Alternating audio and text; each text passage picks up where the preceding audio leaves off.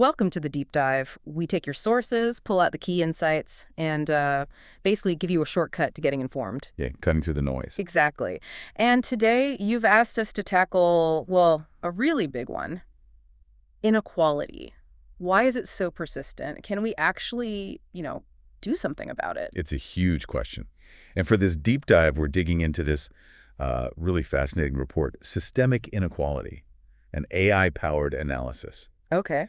And the mission here isn't just looking at individual differences. It's about understanding inequality as this complex thing that emerges from how systems interact. Systems like nature and society. Exactly. From the laws of nature right up to, the structures we build in society. That's interesting. So it's not just simple blame games. The report says nature kind of sets the stage, and then human choices amplify things. Precisely. It calls it a science of human systemic inequality. A science. Okay. Okay. So we'll unpack how that affects, everything. Health, politics, the planet.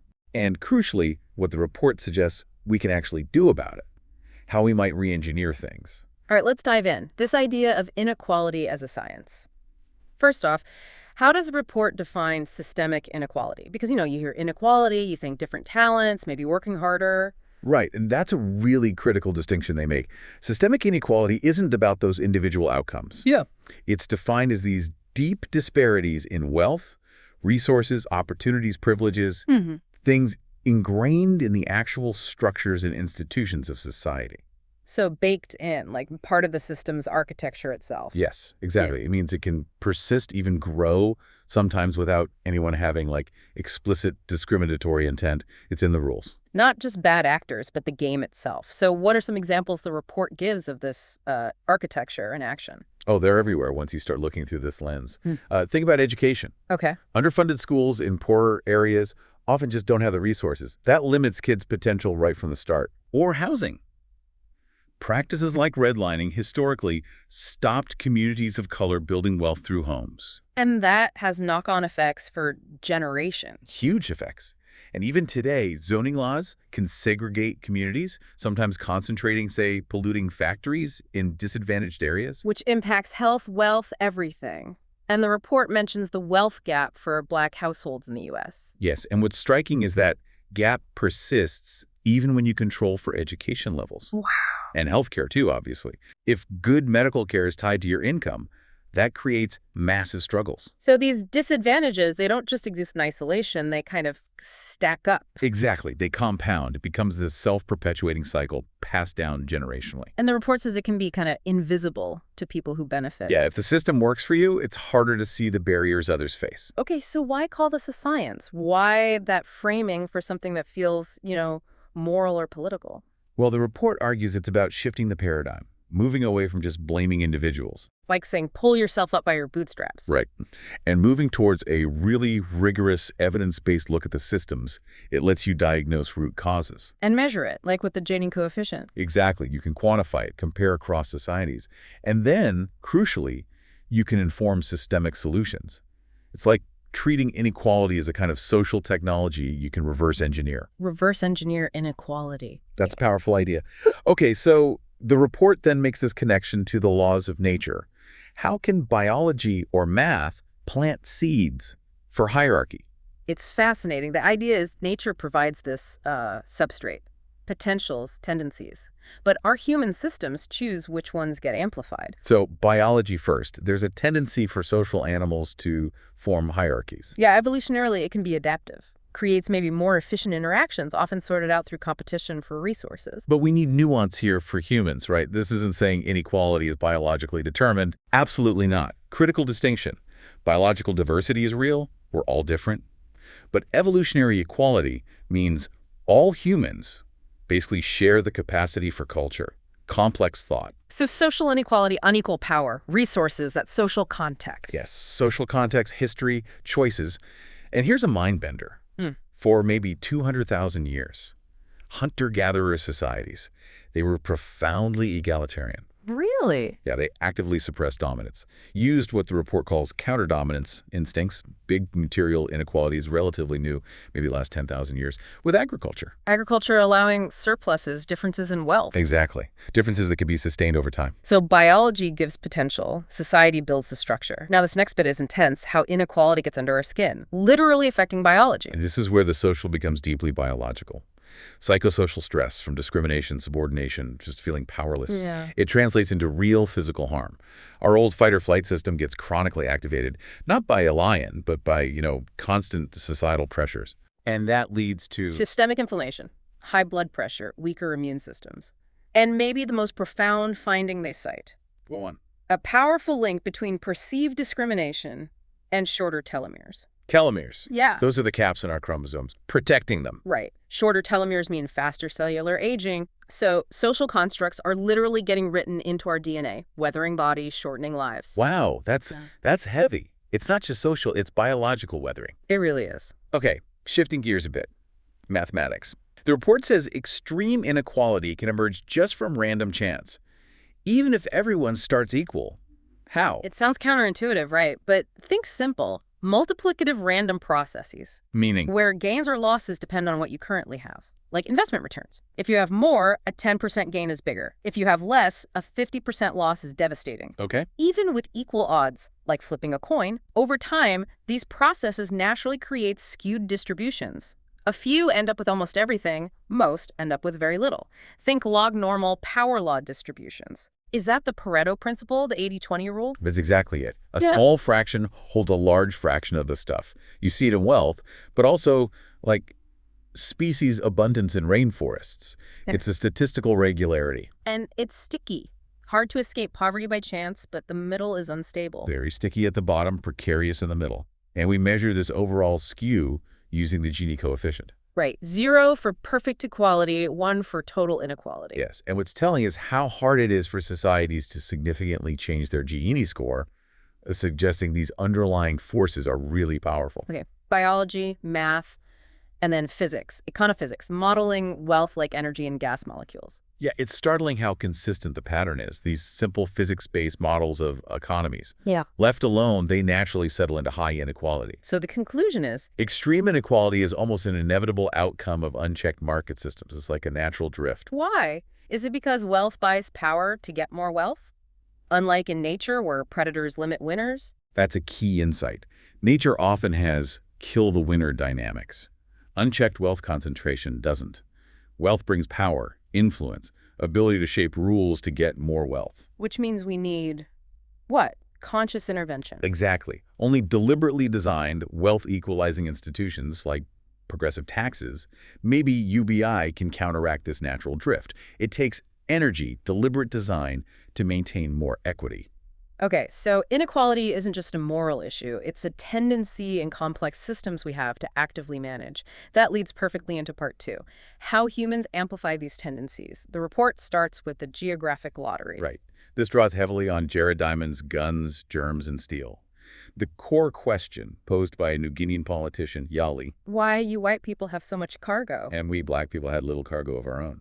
Diamond's argument is that the initial distribution of power wasn't random. It was massively shaped by geography, environment, an unearned head start. Geography as the sorting mechanism? How did that play out? The key event was the Neolithic Revolution, agriculture, around 11,000 BCE.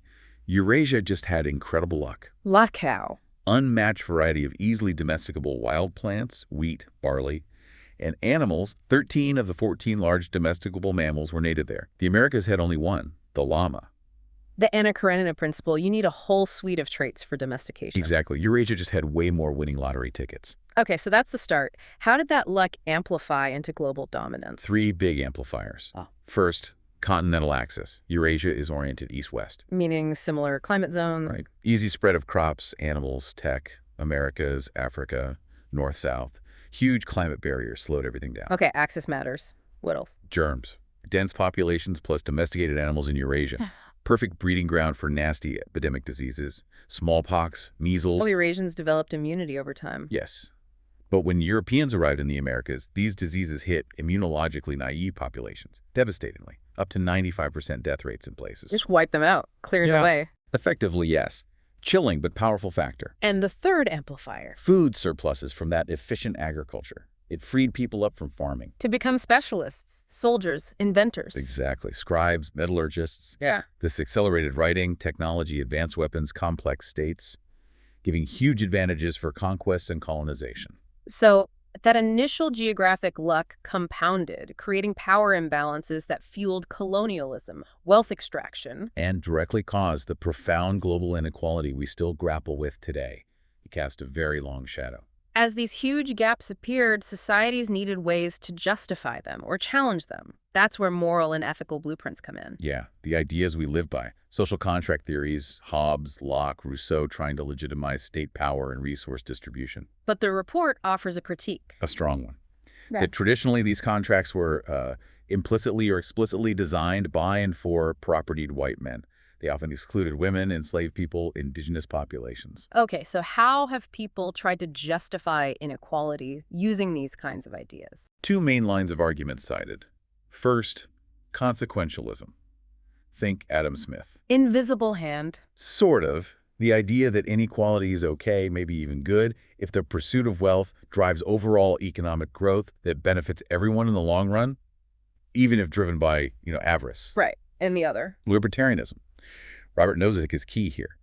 The argument is any distribution is just, provided it resulted from voluntary actions, no coercion. Focus on individual liberty, property rights. So redistribution, like taxes, is seen as coercive. Exactly. They prioritize the process, not the outcome pattern. Okay, that's justifying it. What about arguments contesting inequality? John Rawls is hugely influential here. Justice is fairness. The veil of ignorance. That's the thought experiment. Design society without knowing your place in it, your talents, race, gender, wealth. What rules would you agree to? And Rawls says we'd agree on. Two principles. First, equal basic liberties for everyone. Second, the really revolutionary bit, the difference principle. Here.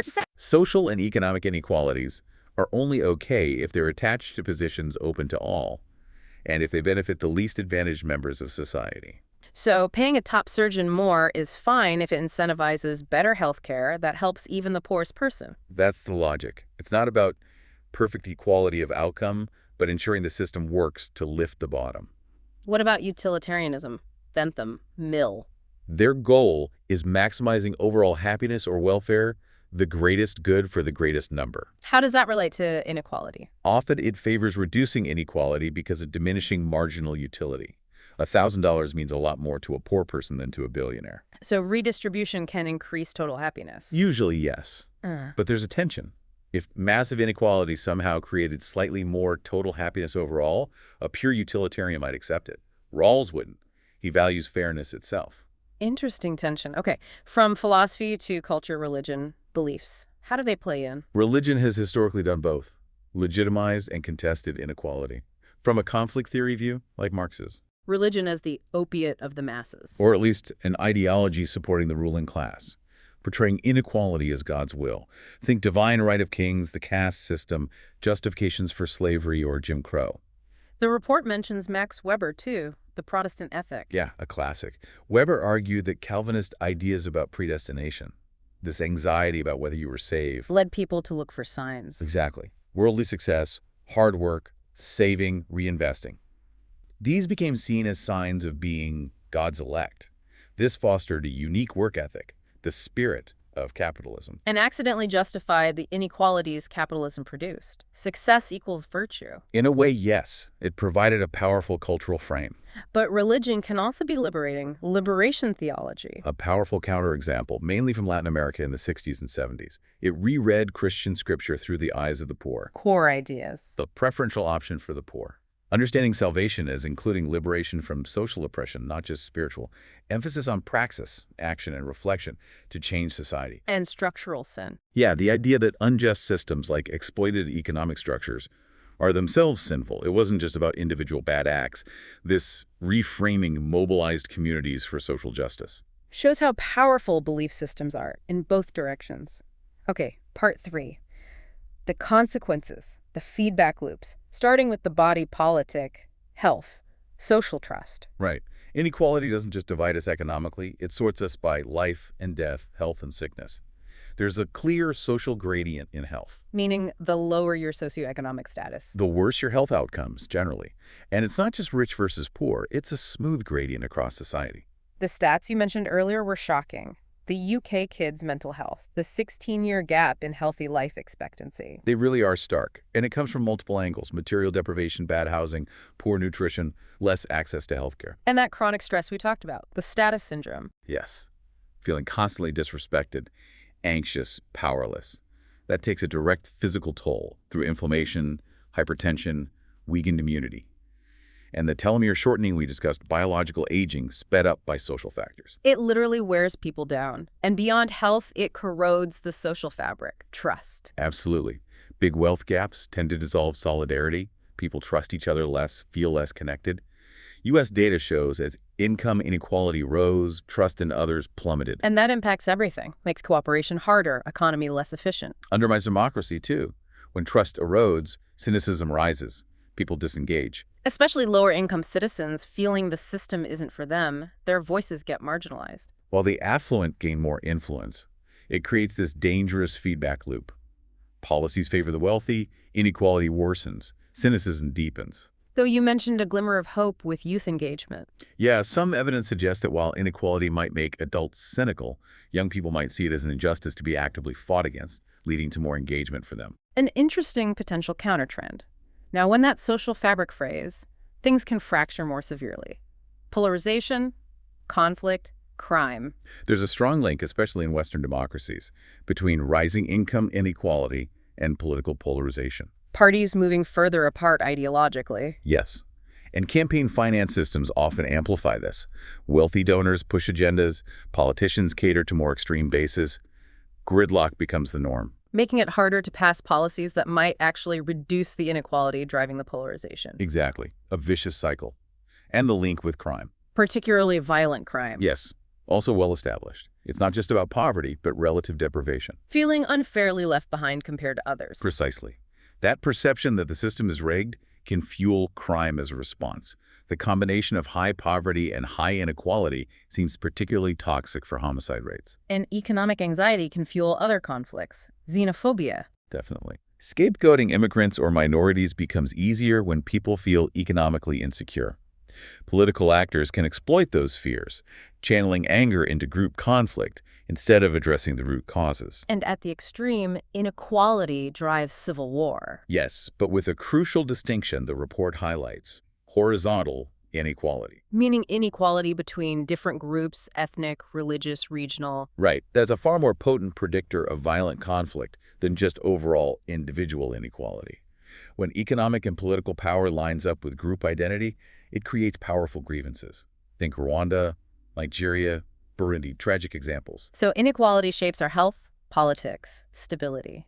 And it gets physically written onto the land. Environmental injustice. Yes, the unequal earth. It's about the right to fair treatment in environmental decisions, equitable distribution of burdens, like pollution. And benefits, like parks and clean air. Exactly. It includes the idea of environmental racism, where these burdens disproportionately fall on minority communities. And the evidence for that is strong. Very strong.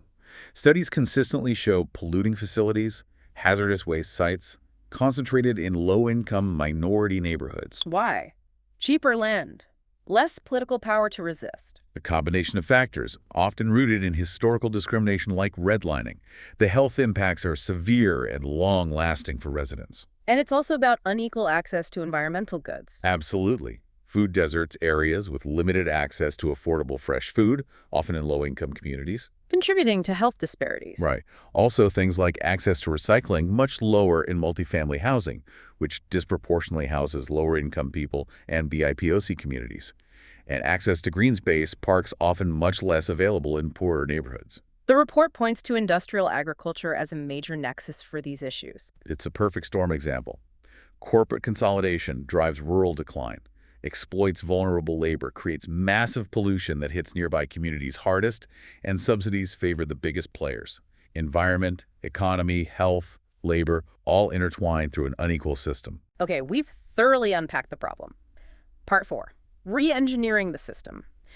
How do we push back against that natural drift towards inequality?